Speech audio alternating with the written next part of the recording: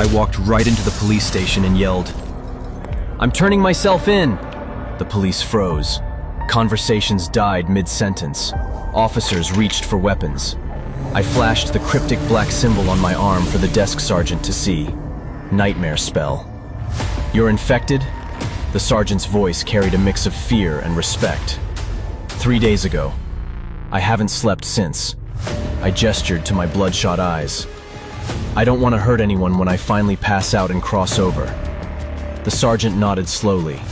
He knew that once I fell asleep, I would be sucked into the nightmare realm. If I survived, I'd return with unspeakable powers, awakened. But if I died there, my body would be replaced by a vicious nightmare monster. And most people died there. Voluntary surrender was the most heroic thing I could do. "Coffee?" The sergeant poured a steaming cup. I grabbed the mug and downed the scalding liquid in 3 gulps. Black, bitter, perfect. "Thanks for doing your part for humanity, kid." The sergeant almost sounded genuine. "But regulations are regulations. We've got to process you with the other criminals." I entered the holding cell, and its door slammed shut with mechanical finality. "Fresh meat!" someone called out. I scanned my new roommates.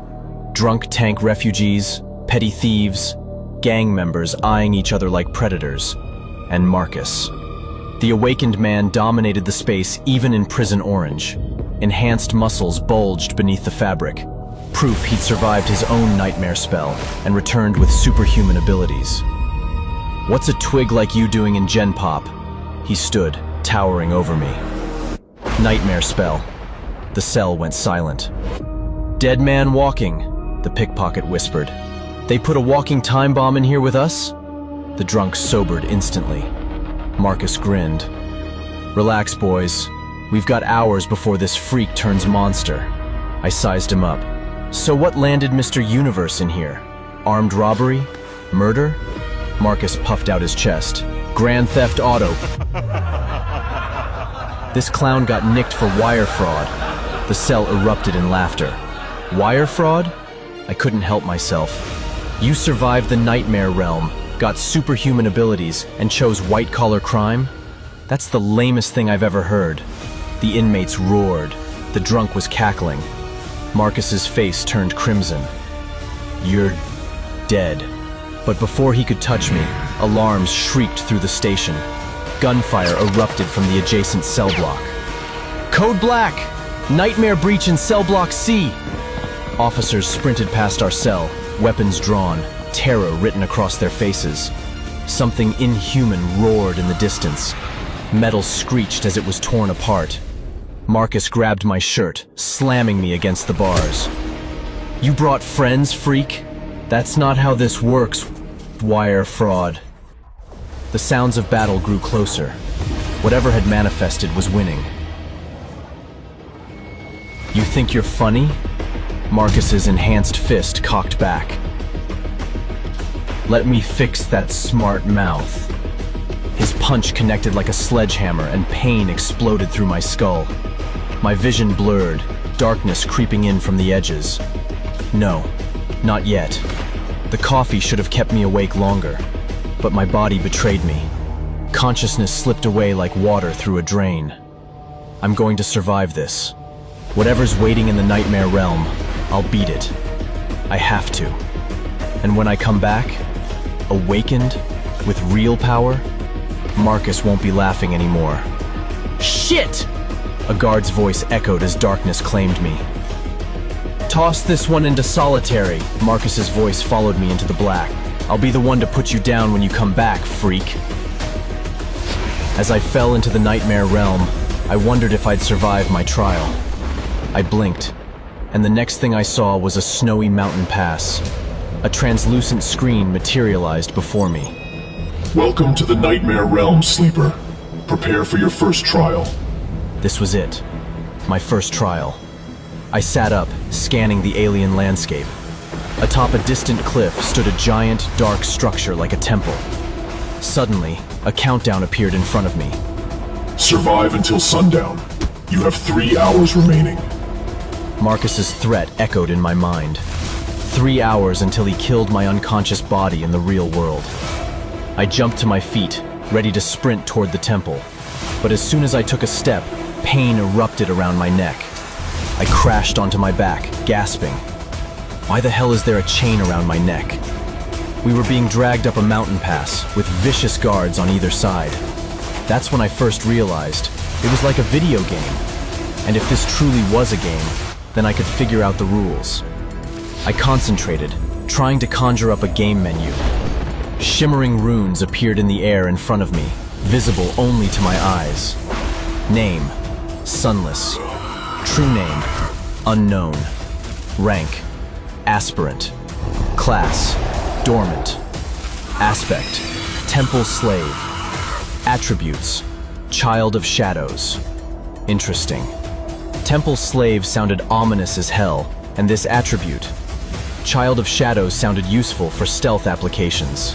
Just then, my foot caught on a skull and I stumbled, yanking the chain that connected us all. "Watch it, you little shit!" The shifty-eyed man behind me snarled as the chain jerked him forward.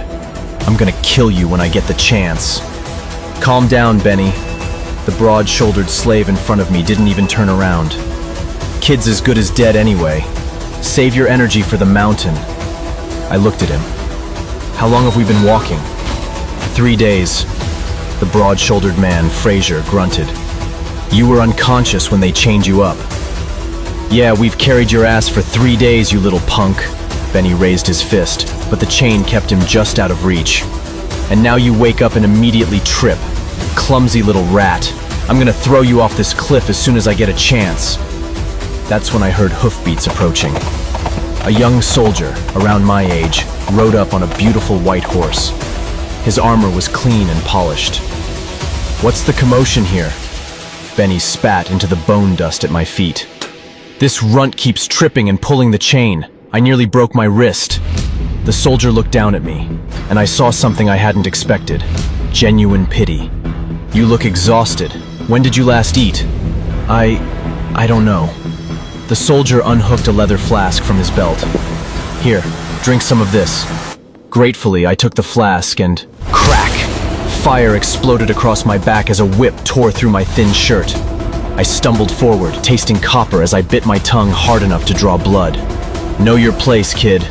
An older soldier had appeared behind us. His scarred face was twisted with disgust. "What do you think you're doing, Gregor?" The young soldier, Gregor, straightened in his saddle. "I was giving the boy water, sir. He'll get water when we make camp. These slaves aren't your friends, boy. They're not even people." Not even people? It was always the same. The strong talking down to the weak, even in the dream realm. "Don't you dare look at me, boy." He whipped me again. Gregor tried to argue. "But sir, showing basic mercy." "Shut your mouth and move along." The older soldier wheeled his horse around. "Treat them like people and they'll start imagining things." "Yes, sir." Gregor gave in. As they rode away, I felt something fundamental shift inside me. Anger settled into my bones like winter. It was fuel. Purpose. I'm going to survive this trial. I'm going to become awakened. I might not be strong, but I am smart. Let them underestimate me. I watched Fraser reach for some bright red berries growing beside the path. They looked almost too perfect to be natural in this place of death. "Don't eat those," a tall, dignified man called out. "Those are bloodberries." Fraser paused. "So what? Food is food." "So what?" The scholar shook his head. "Those berries will kill you faster than starvation." My curiosity was piqued. "How do you know?" "I was a botanist. Before this." He gestured at his chains. "Bloodberries only grow where human blood has been spilled. They absorb the iron and turn it into poison." "Poison?" Benny perked up with interest. The scholar nodded. "A few can stop a man's heart in minutes." I glanced around, making sure the guards weren't watching, then quickly hid some of the berries in my pocket. Who knows when they'll come in handy? That's when the mountain exploded. Something massive tore through the front of the caravan with the force of a natural disaster. Wagons erupted into flying wood and metal. their contents scattered like leaves in a hurricane. I watched a horse sail through the air, its rider still in the saddle. "What's going on there? I can't see." Fraser's words were cut off as another explosion sent a shockwave through the ground. The soldiers were shouting orders, drawing swords, but they weren't protecting us. They were fighting for their own lives. There's only one person who can save me: myself. Through the smoke and chaos, I caught my first glimpse of the thing attacking us. My blood turned to ice water in my veins. It was enormous, easily 12 feet tall, covered in bone-white armor that grew from its flesh like natural plating. Its face was a nightmare of too many white, milky eyes and grinding teeth, each one the size of my fist. "Tyrant!" someone screamed. "It's a tyrant!" No way. This can't be real. Tyrants were the most dangerous class of nightmare creatures in existence. They weren't supposed to appear in first nightmares. Ever. I pulled up my status screen with desperate focus, hoping for anything that might help. Name: Sunless. True name: None. Soul rank: Dormant. Memories: None. Echoes: None. Attributes: Child of Shadows. Aspect: Temple Slave. Nothing. Nothing helpful at all. The screen mocked me with its emptiness. That's when I noticed the soldiers' nearby corpses starting to twitch. Oh no, this is about to get even worse. The soldiers who'd been torn apart by the tyrant were getting back up. Zombies. Benny tried to move away from them. "The dead are coming back." "That's impossible," the scholar's voice cracked. "Tell that to them." Fraser pointed at the approaching undead. One of the reanimated soldiers turned toward us, its jaw hanging at an impossible angle. It moved with the mechanical gait of a broken puppet, but it was getting closer with each shambling step. Think, Sonny. I knew I had to come up with an idea now, or never. "The chain! We're all connected by the chain. Listen to me." I waved my hands over the chaos. "When I say pull, everyone pulls as hard as they can." "And what good will that do us?" Benny was not convinced. "You got a better idea?" I shot back. The zombie lurched closer, reaching for Fraser with blackened fingers. "Now! Pull!" The chain went taut like a bowstring. The zombie walked right into it. The iron links caught it across the throat with a sound like a butcher's cleaver hitting bone. We all yanked in different directions, and the creature's head separated from its shoulders. The voice in my head boomed through my ears only. You have slain a dormant beast, zombie soldier. We collapsed against each other. We did it. Benny's disbelief was evident in every word. We actually did it. How did you know that would work? The scholar stared at me. I didn't. I shrugged. But doing nothing meant dying for sure. A roar shook the mountain itself. Through the smoke and flames, I saw the tyrant's massive head turn toward us. It was coming our way, and we were still chained together like a buffet offering. We're dead. All of Fraser's earlier confidence evaporated. We're all dead. He only had eyes for the beast, but my eyes were looking somewhere else. I saw other groups of slaves scatter across the battlefield. They were running toward the tree line, disappearing into the dark forest beyond. How had they gotten rid of their chains? I had to figure it out too, if I wanted to survive. If we can untangle our chains, maybe we can find a way out of this. We worked frantically. The ironwork was old but strong, designed to hold much stronger people than us. The chains were hopelessly tangled from our earlier struggle. We're not going to make it, Benny yelled. Don't waste your energy, I commanded. I saw another zombie crawling toward us. Half its torso was gone, but it kept coming. Faster! Finally, with a metallic snap, the links separated. We're free! Tears of relief were streaming down Benny's face, but we weren't. The shackles around our wrists were still locked tight, and worse, we were still chained to the burning wagon behind us. We could move, but not escape. No, I refused to die here. I wrapped the chain around my knuckles, feeling the cold metal bite into my skin hard enough to draw blood. The zombie was almost on us, but I wasn't going to give up without a fight. "Come at me, you..." A flash of silver cut through the darkness. Gregor appeared beside us like something out of legend. His sword separated the zombie's head from its shoulders in one perfect strike. "Gregor!" I noticed his white cloak was somehow still pristine, like he hadn't been fighting for his life in this hellscape. "You're alive." He sounded genuinely relieved to see us breathing. "Thanks to you." I meant it, despite everything. He reached into his belt and threw something small and metallic at my feet. "Save yourself!" It was the key to our shackles. As Gregor rushed back toward the main battle, I unlocked our chains. For the first time since this nightmare began, I could move freely. It feels so good. "Let's go!" Benny yelled. The others were already moving toward the forest edge, driven by the primal need to put distance between themselves and the carnage. I was about to do the same thing when... "Hold on!" I stopped at the tree line. My breath was forming clouds in the suddenly frigid air. "What is it?" Fraser looked back at me. "Something's not right." "You bet your ass something isn't right." Benny was on the edge of leaving me behind. "This monster back there!" But I looked up at the sky. The sun was setting fast, painting the sky in shades of blood and shadow. With it came a bone-deep cold that promised death to anyone caught unprepared. The dark forest stretched ahead of us. It promised unknown dangers and certain hypothermia. "We can't leave the heat."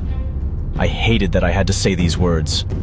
"If we go into that forest when the sun sets completely, we'll freeze to death before we make it a mile." "Are you insane?" Benny couldn't believe it. "I'm not staying here." "Look at your breath, Benny. Look how fast the temperature's dropping." He paused, seeing the white puffs of vapor. "The kid's right," Fraser agreed quietly.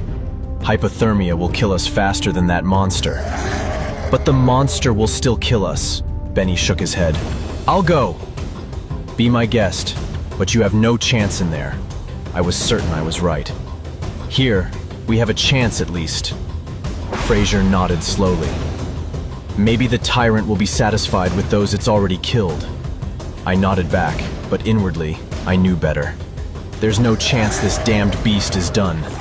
It won't stop until every last one of us is dead. We crept back toward the burning caravan. And then I witnessed something unbelievable. Through the smoke and flames, I could see Gregor locked in single combat with the tyrant. The young soldier moved like water-made flesh as he dodged the creature's massive claws by margins measured in inches. How is he doing this? This beast should easily tear him apart. But I could see the truth written in his movements. He was slowing down, and the tyrant was taking advantage of it. Gregor stumbled backward, dangerously close to the cliff edge that dropped away into absolute darkness. One wrong step, and he'd plummet into the abyss below. "Poor guy. He's as good as dead," Fraser sighed. "Poor guy? He's one of our captors." Benny smirked with vengeance. "Serves him right." "You're not seeing the bigger picture." I looked at Gregor. "If he dies, so does our only protection from the monster." The tyrant was focused entirely on Gregor, treating him as the only real threat. If it killed him, we'd be next. And unlike the soldier, we had no weapons, no training, no hope of survival in a direct confrontation. "We have to support Gregor," Fraser nodded. "But how?" "Think. There has to be something. Some way to tip the scales." My eyes swept across the battlefield, cataloging available resources with desperate efficiency. Broken weapons? Too far away and probably too heavy for me to use effectively. Loose rocks? Not nearly heavy enough to damage something that size. But then I saw it, and the pieces of a plan clicked into place. Bingo! One of the cargo wagons was still mostly intact despite the chaos, and beside it lay a length of heavy chain from our former prison, just long enough to serve my purposes. "Come with me." "Are you insane?" Benny grabbed my arm. "We should be running as far from that thing as possible." "If we run, we die from cold." I shook him off. "If we stay here and do nothing, we die from claws. This is the only chance we have to actually survive. What's your plan? Fraser demanded. See that wagon? We're going to use it as an anchor. I wrapped the chain around the wagon's rear axle, creating a long tether that stretched toward the cliff edge where the battle raged. The wagon was heavy but mobile, positioned on a slight slope that led directly toward the precipice. Push! I climbed onto the wagon bed and took hold of the chain. Push as hard as you can. I'm doing my best, Benny protested even as he started pushing. Try harder! Fraser and Benny threw their combined weight against the wagon. It groaned like a living thing, then started to roll with gathering momentum. Gregor spared me half a glance as the wagon gained speed. Whatever you're doing, do it fast.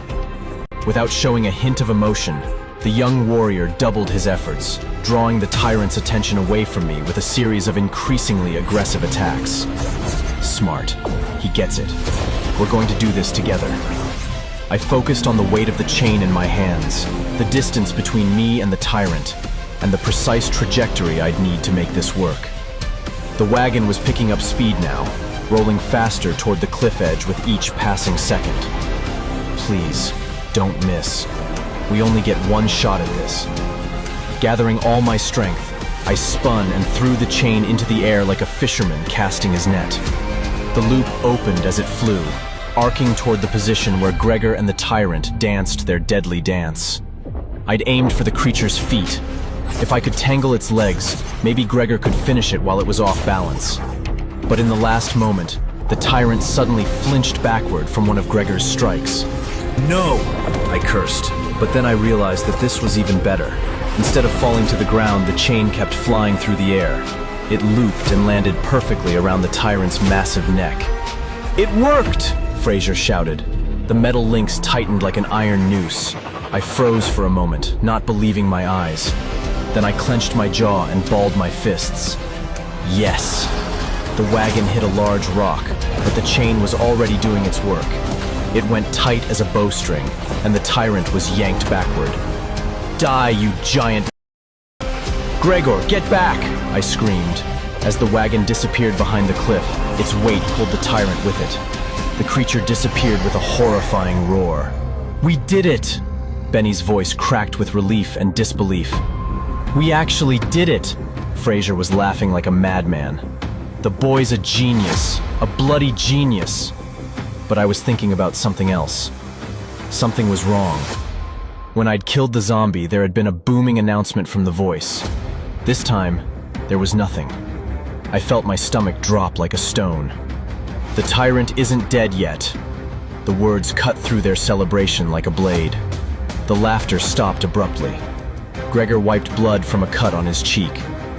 We'll need to wait out the night. Hopefully that thing stays down there and doesn't find a way back up. Benny and Fraser huddled closer to the largest fire, debating whether to risk moving in the dark or stay put until dawn. I wasn't really listening because something much more important was happening. The voice had returned. Survived until sundown. Memory unlocked. A memory? Memories could be anything. Weapons, enchanted items, or magical artifacts that defied the laws of physics. Whatever memory I unlock, it better help me fight back against the people who've stepped on me my entire life. Memory received. Silver Bell. A small memento of a long-lost home, which once brought its owner comfort and joy. Its clear ringing can be heard from miles away. Shit. Complete and utter shit. I didn't even understand what this meant, but the one thing that I did understand was that my first memory was as useless as everything else the nightmare spell had given me. But as I stared at the bell's description, something clicked in my mind. Its clear ringing can be heard from miles away. I can use that. The tyrant's eyes had been completely milky white. It had only turned toward us when the wagon started making noise. It hunts by sound, not sight. It's completely blind. Maybe this memory wasn't completely useless after all. That's when I heard it. The unmistakable sound of rock grinding against rock. Oh no. The sound of something impossibly large and heavy climbing up from the depths. It's coming back up. My voice cut through their whispered debate. Gregor's face went pale in the firelight. "We need to move, now." But Fraser and Benny hesitated, shooting glances at each other while Gregor gathered what supplies he could find. That's when I saw it clearly, written in their body language and the way they looked at me when they thought I wasn't paying attention. They were planning to leave me behind, even before the tyrant made its comeback announcement. They've decided I'm expendable, even though I had been the one who saved their lives. I was furious. They think they can treat me like dead weight? I'll go first. I kept my voice casual and selfless. If it comes for us, it'll probably come for me anyway, since I'm the slowest. Benny and Fraser exchanged a look of relief. They think I'm just a scared kid who doesn't know any better. We loaded lumber into one of the surviving wagons, creating a mobile fire that would keep us warm as we moved through the freezing mountain air. And then, in the distance, silhouetted against the starlit sky like something out of a fever dream, I could see a building perched on a high ridge. It looked as if it had been carved from the living rock of the mountain itself. Something about it called to me with absolute certainty. That's where this trial ends, one way or another. The cold bit through my torn clothes as I led the way up the winding path. Behind me, the others followed with the wagon. "Hey kid," Benny called from behind. "When that thing catches up, you're running toward it, not away. Understand?" "What?" I turned back. "You heard me. You're the slowest. Better one of us dies than all of us." Fraser nodded in agreement. "Kid's right to volunteer. Noble, even." "I never volunteered for anything." "Sure you did," Benny grinned nastily. "When you said you'd go first. We're just making sure you follow through." So I had been right. They had been plotting against me. Fraser slapped me on the back. "That's only if the tyrant catches up. We hold no grudge against you otherwise." "Yeah, sure," I responded, but I thought, can't say I feel the same way. I wasn't going to make it so easy for them. I began fidgeting with the water flask. It was the one Gregor had originally offered me, which felt like years ago. Lifting the flask to my mouth, I noticed how the others watched me with thirsty, desperate eyes. "You still have water?" Fraser's voice was hoarse. I hesitated.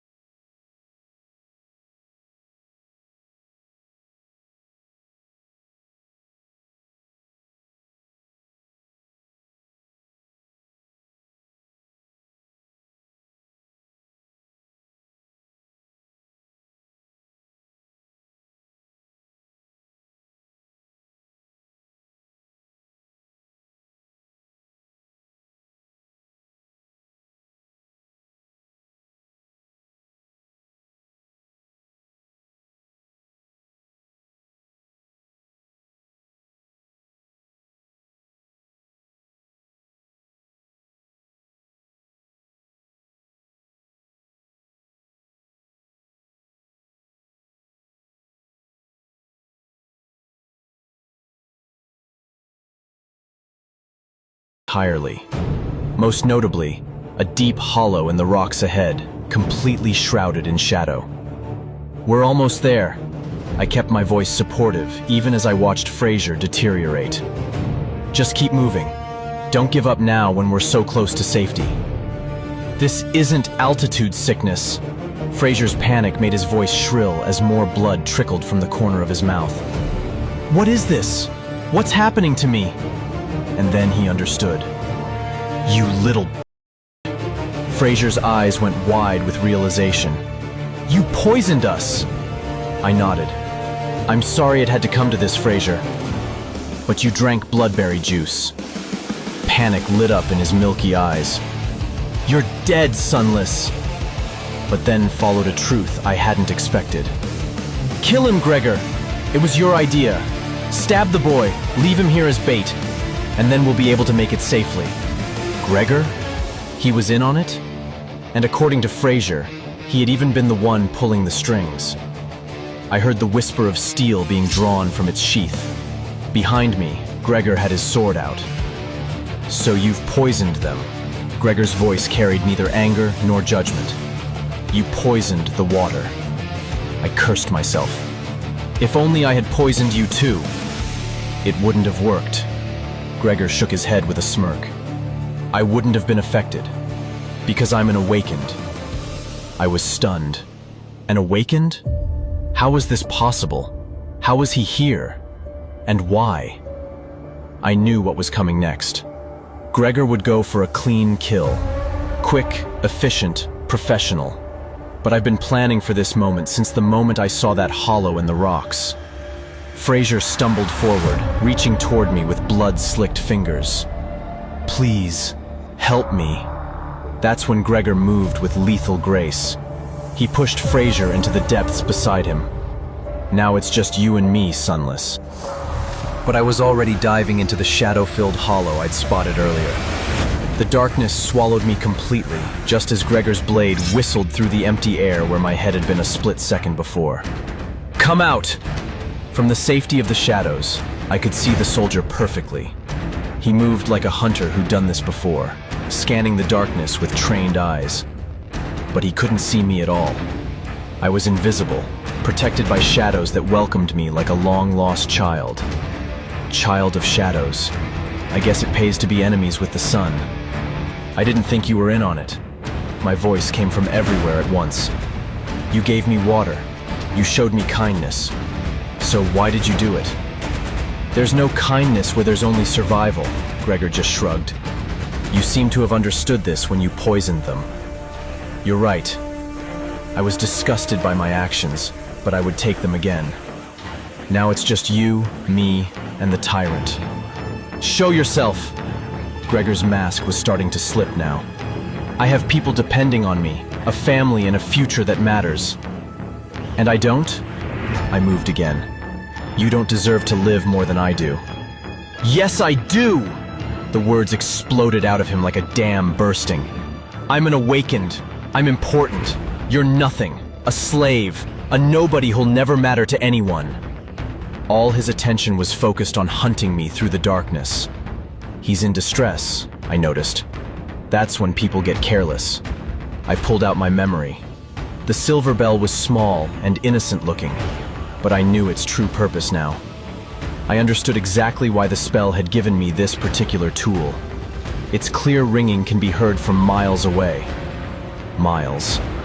I gulped, knowing that what I planned could easily be considered suicide. I threw it toward Gregor's position with all the strength I could muster.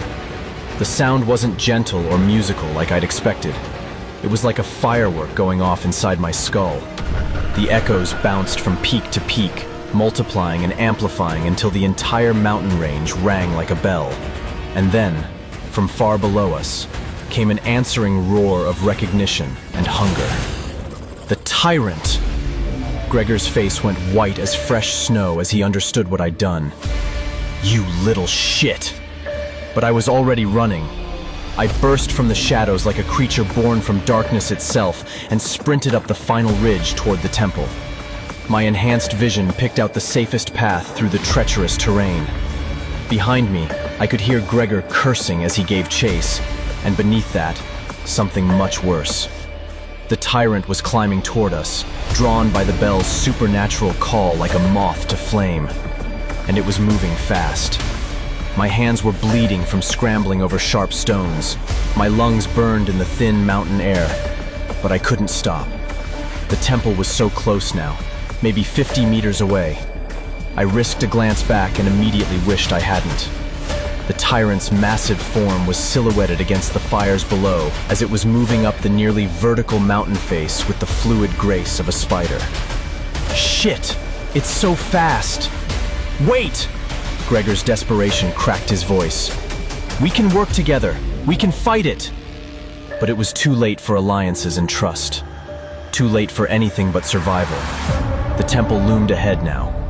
This is it. The place where everything changes. This is where I stop being weak. And my nightmare ends one way or the other. 20 meters. 15. 10. Gregor had almost caught up to me. You're dead, Sunless. But at that very moment, his torso was ripped apart. The tyrant had reached him and had wasted no time destroying every inch of Gregor's existence within seconds. It gave me the time to forge ahead. The tyrant's roar shook the mountain itself. It quickly moved on from Gregor's disfigured body. I could feel its breath on my neck. 5 meters. I dove through the temple's door just in time. It shut immediately behind me. I made it. I actually made it. Pain beyond description exploded through my chest as something massive punched through my ribcage from behind. I looked down in shock to see a claw the size of a sword protruding from my chest. The tyrant had won the race. It had destroyed the door and reached me with ease. No, not like this. Not when I'm so close to power. The world started to fade around the edges. My mouth filled with the bitter taste of blood and disappointment. All my life, I'd believed that if I just had power, I could be something special. But here I was, dying in a nightmare temple, and nothing had changed. I was still weak. No! The word exploded through my mind with the force of a nuclear detonation. I refuse! I have to live! I have to become more! I grabbed the claw protruding from my chest. I pulled with everything I had. But the claw was buried too deep. The tyrant was too strong. It was like trying to lift the world with my bare hands. But I kept pulling anyway, because giving up meant accepting that they were right about me. That I was worthless. That I was nothing. That I was never meant to survive the nightmare realm. I shook my head. I refuse to be powerless. And that's when the temple floor began to glow beneath me. As my blood spread through the carved channels, the light grew stronger and brighter with each passing second. Green energy erupted from the runes, cascading upward in pillars of fire. Every nerve burned, every vein lit up. Shadows peeled from the walls and surged into me, and for the first time, I felt it. Strength. Awakening in progress.